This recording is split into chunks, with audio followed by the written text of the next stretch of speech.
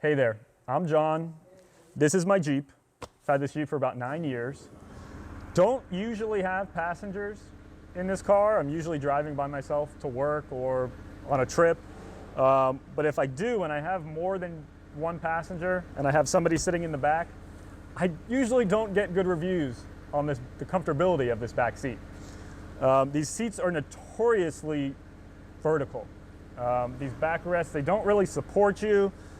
They kind of keep you upright, and especially for long trips, it's just not very desirable. So if the trip is more than an hour or two and I have more than one passenger, we usually end up taking another car.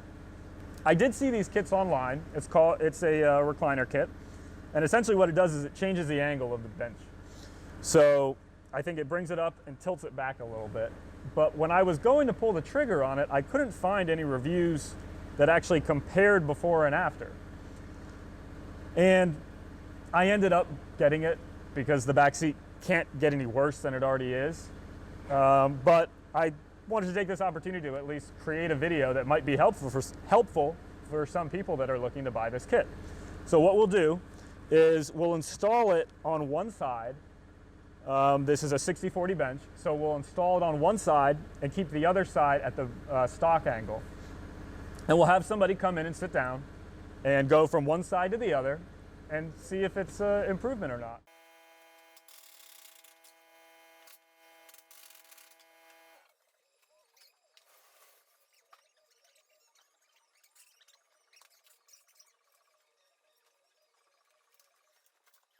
Hopefully you can see from this, there is a difference in angles. The bench actually comes up a little bit. It doesn't jut out as far as I thought it would, but it does tilt up, and the backrest does tilt back. So, situated in the back seat, as you can see, hopefully you can see from here, it is reclined a little bit. It doesn't seem to be much of an improvement, but this is why I wanted to review it like this, so that I can slide over and see how it feels on the other side. So let me move over to this side.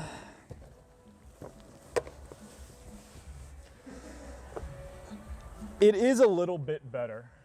You're still very vertical. But Miguel, you want to come in here? I'm Miguel. This is Miguel. All right, Miguel, so what we did. Safety first. Safety first.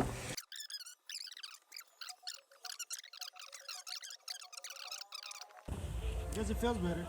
So it feels better. Can you tell a difference? Yes. Does it it actually goes back a little more? Yes. I don't Okay. feel like this. Okay. Come back over here. So there's definitely a difference. Yes. Okay. Would it be more comfortable to ride over there than it would be riding over here for like 2-3 hours to the beach? I guess so. Yeah. Okay. Would you pay $60-$70 for that if you had to ride in the back? No, you wouldn't? No. Okay. So Miguel wouldn't pay the $60-$70. It's not that cheap much of a like that. difference. He's balling on a budget, like a lot of us actually are. But there is a small difference. So depending on your price point and the value in it, depending on how much you have people in your car riding in the back seat, it might be worth it. I don't have anybody in my back seat normally, so Yeah, I guess that's why I wouldn't pay for it. yeah, he doesn't either. So we're kind of in the same boat. So here's the angle from this side. You can tell it's a few degrees back from the rest of the bench. Again, it's not a huge improvement, but I really think it's probably better than nothing. I don't have people in my back seat that often, so it wasn't a huge deal for me to get done. But somebody who has this as a family car and has kids in the back seat and potentially on longer trips, it might be worth having. So hope this helped out. We'll do a short clip at the end of how the seats fold flat once everything's installed. Here it is, the final product. This is with the spacer kit installed and tightened down. There's a slight pitch from the front where the headrest meets the front seat back to the cargo area. I would say the headrest where it meets the front seat is up about 3/4 to around an inch.